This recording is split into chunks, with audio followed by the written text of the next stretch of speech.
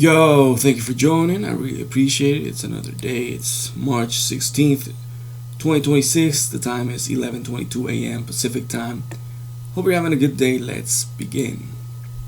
Listen to what we didn't hear out of Florida after Kirk died. How bad is the state of higher education in Florida? So bad that even the lawmakers have gone quiet.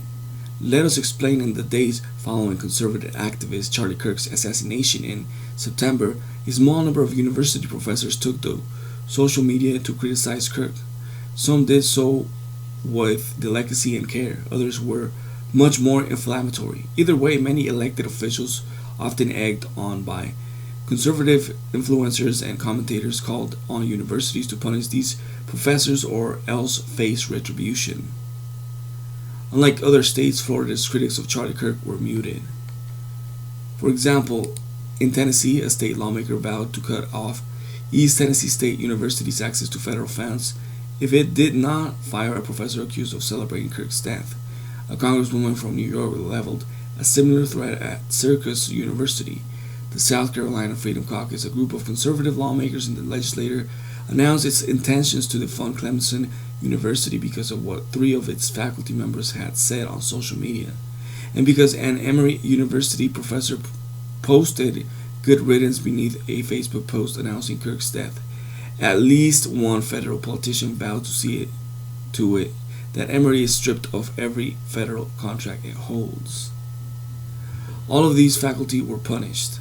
This is where Florida stands out. In Florida, there were no threats, no public ones anyway. In the end, four professors were punished for Kirk's related social media speech. A fifth resigned under enormous pressure. But at no point did any lawmaker or elected official articulate a public threat or ultimatum demanding they be punished. That's strange. You'd think that if any state's politicians were raised to make political hay out of a faculty speech, it would be Florida's. Instead, it was the complete opposite. That's alarming because it's quite likely those conversations are happening. They're just not happening in public. We believe we know why. Politicians, not academics, run Florida's universities. The leadership of Florida's 12 public universities is more politicized than that of any other state in the country. Four are led outright by former Republican state lawmakers Jeanette Nunes, Richard Corcoran, Adam Hasner, and Manny Diaz Jr.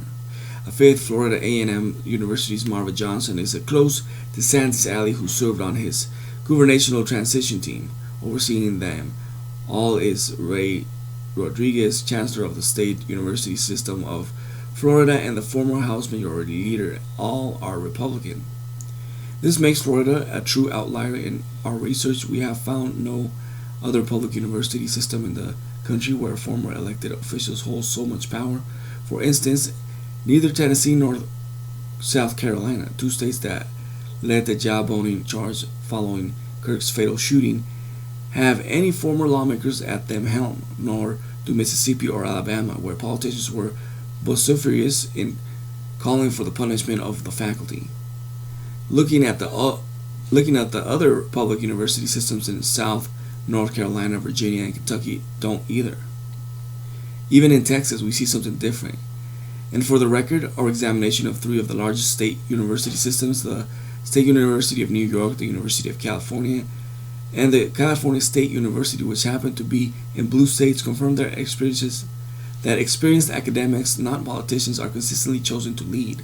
Even in Texas, where politicians seem determined to exert ideological control over university curricula, what we see is something quite different. While former politicians like Brandon Creighton now serve as chancellors of each of Texas' five public university systems, universities themselves are largely led by career academics. Only one Texas A&M University has a former lawmaker for a president, and only on an interim basis. The previous president stepped down after a egregious case of social media jawboning in September.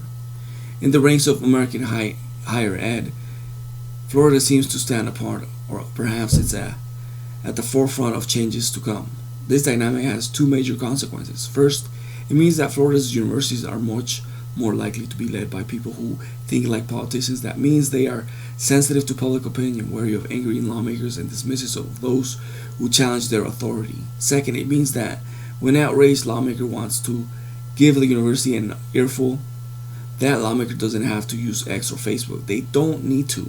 They can expect that university president is already on the same page and willing to act in precisely the way the lawmaker wants if given the opportunity.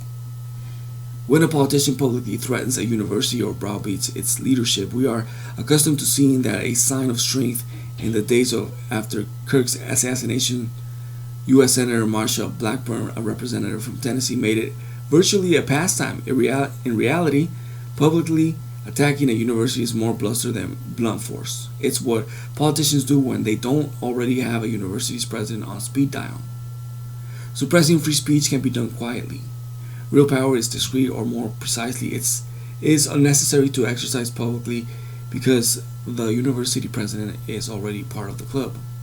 Faculty in Florida were punished for their social media posts about Kirk just as they were in other states, but what sets Florida apart in the fact that universities seem to act without external pressure.